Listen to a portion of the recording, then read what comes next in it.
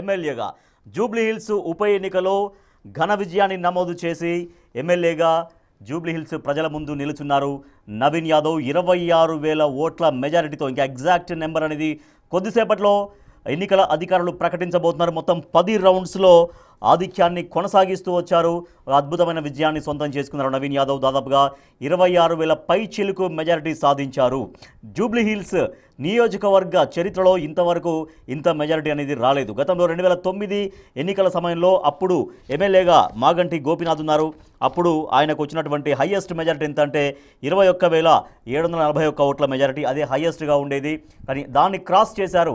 దాన్ని క్రాస్ చేసి ఈ ఉప ఎన్నికలో సుమారు 26,000 పైచిలుకు ఓట్ల భారీ మెజారిటీని సాధించారు నవీన్ యాదవ్. ఎగ్జాక్ట్ ఫిగర్ అనేది కొద్దిసేపట్లో ఎన్నికల అధికారులు ప్రకటించబోతున్నారు.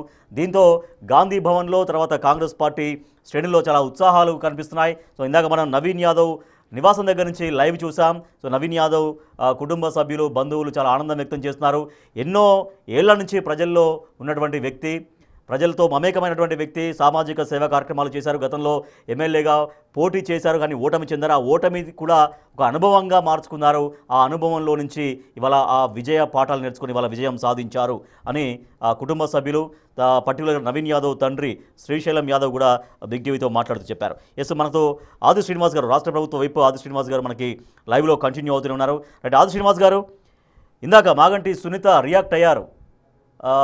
ఇది గెలిపే కాదు, పూర్తిగా ఒక మహిళ మీద ఇంత బల ప్రదర్శన, ఒక మహిళ పైన ఇన్ని రకాల ఇబ్బందుల, ఇంత రౌడీయిజమా అనేది క్వశ్చన్ చేశారు. అసలు ఇది గెలుపే కాదు, కాంగ్రెస్ ఇప్పుడు గెలిచిన సంబరాలు చేసుకుంటుంది, బట్ అది గెలుపు కాదు అనేది ఆమె మాట్లాడుతున్న మాట.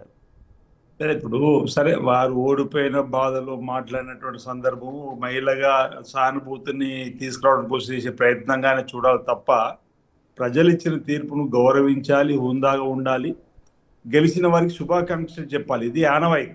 సరే, రేపు తెల్లవారి ఏదైనా పోస్ట్ మార్టం చేసుకుంటూ మాట్లాడేటువంటి మాటలుగా ఉండాలి తప్ప, హుందాగా ఉండాలి తప్ప, ఈ విధంగా వ్యక్తిగా నిందించడం అనేది కాదు. అంటే ఒక రకంగా ప్రజా తీర్పును అగౌరవపరిచినట్టుగానే భావించవలసి వస్తుంది. ఈరోజు వారు నిజంగా వ్యక్తిగతంగా ఆ అభ్యర్థిపై అభిప్రాయం ఏదైనా ఉండుంటే అది వేరుగా చెప్పాలి. కానీ ఒక ఎన్నిక జరిగింది, ఆ ఎన్నికలో మీరు ఎన్నో ఆరోపణలు చేసిండ్రు. కేటీఆర్ గారు చేసిండ్రు, ఇంకా హరీష్ రావు గారు చేసిండ్రు, రకరకాల ఆ కుటుంబం పైన అనరాని మాటలన్నీ దుమ్మెత్తి పోసినప్పుడు కూడా ప్రజలు విజ్ఞులు విన్నరు, వాళ్ళ యొక్క తీర్పునిచ్చారు. ఆ తీర్పు సహేతుకమైంది. ఆ తీర్పు వల్ల ఆ కుటుంబానికి అండగా నిలబడతామని, కాంగ్రెస్ పార్టీకి అండగా నిలబడతామని చెప్పినటువంటి ఇచ్చిన తీర్పును వారు అగౌరవపరిచే విధంగా మాట్లాడాన్ని కరెక్ట్ కాదని అంటా ఉన్నారు. సరే, తను ఓడిపోయిన బాధలు ఉంది, ఒక మహిళా తెలియగా మాట్లాడుతున్నటువంటి మాటలు కూడా విన్నాం. అది ఆ మాటల వల్ల కూడా ప్రజలలో ఇప్పుడు సంకేతం ఎవరు ఏందనేది కూడా వెళ్ళేటువంటి అవకాశం ఉంటుంది. అంటే నవీన్ గారిని నేను ఈ మధ్యలో చూసినప్పుడు, అతని ప్రసంగాన్ని విన్నప్పుడు, ఆయన మాట తీరు కూడా చూసినప్పుడు, వీళ్ళు చేస్తున్న ఆరోపణలకు విరుద్ధంగా ఉందని చెప్పని కూడా నేను అనుకున్న ఒక సమావేశం కూడా చెప్పిన. మాటల ద్వారా, బాడీ లాంగ్వేజ్ ద్వారా కూడా వారు అన్నటువంటి మాటలు వాస్తవం కాదని కూడా ప్రజలు గమనిస్తారు. నవీన్ మాటలు అంటే ఆ బస్తీలో పుట్టి పెరిగిన వాడిగా, నన్ను చిన్ననాటి నుంచి చూస్తున్న వారిగా, వారు చేస్తున్న ఆరోపణలు తిప్పుకొట్టమని చెప్పినటువంటి వారి మాటలు కానీ, మీరు చెప్పిన ప్రచారంలో కూడా విద్యావంతుడు, సామాజిక స్పృహ ఉన్నవాడు, 2 సార్లు ఓడిన ప్రజలు అంటి పెట్టుకుని, బస్తీలు అంటి పెట్టుకున్నటువంటి నవీన్ గెలిపించాలన్నప్పుడు ప్రజలు ఇచ్చిన తీర్పును మనం గౌరవించాలి.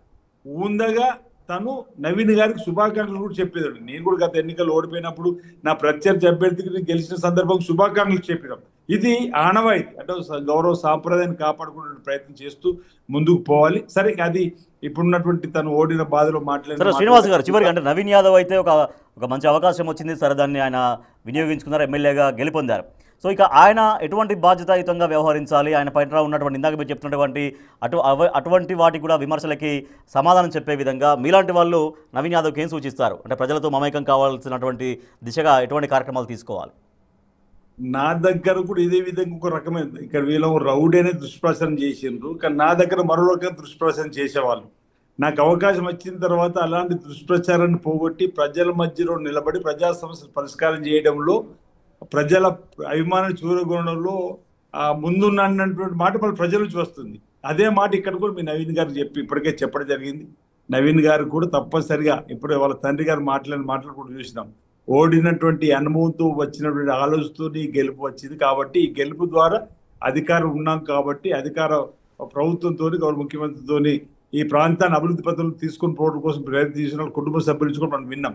కాబట్టి జూబ్లీహిల్స్ నియోజకవర్గ ప్రజలు ఏదైతే ఒక నమ్మకాన్ని పెట్టుకొని ప్రభుత్వ ప్రతినిధిగా నవీన్ యాదవ్ గారిని ఎంపిక చేసారో తప్పనిసరిగా ప్రభుత్వంలో చురుకైన పాత్ర పోషిస్తూ జూబ్లీహిల్స్ నియోజకవర్గ ప్రజలకు మేలైనటువంటి సేవ చేస్తానని చెప్పని భావిస్తాను. ఆ సమయంలో మా వంతు సహకారం, ముఖ్యమంత్రి గారి సహకారం, ఉప ముఖ్యమంత్రి మంత్రుల సహకారం ఉంటుంది. జూబ్లీహిల్స్ ఎన్నికల ప్రజలు విజ్ఞులు, చక్కటి తీర్పు సరైన సమయంలో ఇచ్చారు. కాబట్టి నేను బిగ్ టీవీ ద్వారా జూబ్లీహిల్స్ నియోజకవర్గ ప్రజలకు, ఓటర్ మహాశయులందరూ కూడా ప్రత్యేకంగా నేను ధన్యవాదాలు తెలియజేస్తా ఉన్నా. మీరు ఇచ్చిన ఈ తీర్పు వల్ల కాంగ్రెస్ పార్టీ ప్రభుత్వం ఇందిరమ్మ రాజ్యం ప్రజాపాలనలో మరిన్ని మేలైనటువంటి కార్యక్రమాలు తీసుకొని ప్రజాహితమైనటువంటి కార్యక్రమాలు Right. తీసుకొని పోతామని సందర్భంగా తెలియజేస్తూ నవీన్ గారికి ఈ సందర్భంగా బిగ్ టీవీ ద్వారా ప్రత్యేకమైన శుభాకాంక్షలను తెలియజేస్తా ఉన్నాను. జూబ్లీహిల్స్ ప్రజల ఆశలకు అనుగుణంగా మీరు పనిచేస్తూ ప్రజాభిమానం చూరుకొని మళ్ళీ వచ్చే ఎన్నికల్లో కూడా అత్యధిక మేరతో గెలవాలని ఈ సందర్భంగా నేను కోరుతా ఉన్నాను. Right, thank you so much ఆది శ్రీనివాస్ గారు, మీరు బిగ్ టీవీతో లైవ్లో ఉన్నందుకు అప్పటి నుంచి థ్యాంక్ యూ సో మచ్. ఎస్గా నవీన్